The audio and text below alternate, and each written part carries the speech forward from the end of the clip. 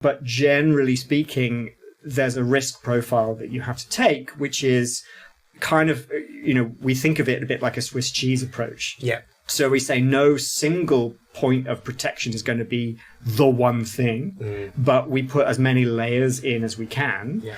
But then also, I suppose one of the difficulties is if you take a financial risk approach, anyone can convince you that the financial downside of a cyber attack is effectively infinite.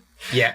And that effective infinite risk actually doesn't help you quantify how much money you should spend on your cybersecurity. No. In fact, if you just took it like a traditional risk approach, you would spend your entire turnover protecting your organization. Yeah. Yeah. And so at some point you have to kind of start to do what we've done, which is prioritize people over systems and processes.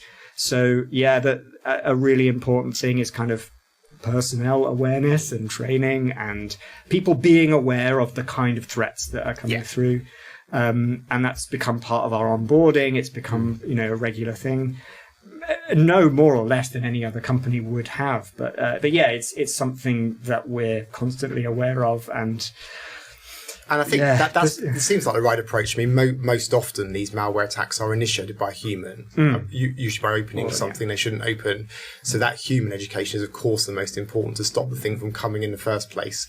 And as you say, when you're not unlimited in resources, you have to then think about what you can do downstream from that technically that's actually going to make a difference. We review most things every year to say, hey, well, we've invested in this system, but actually we might think about taking money away from a system and putting it into training if we thought that would get a better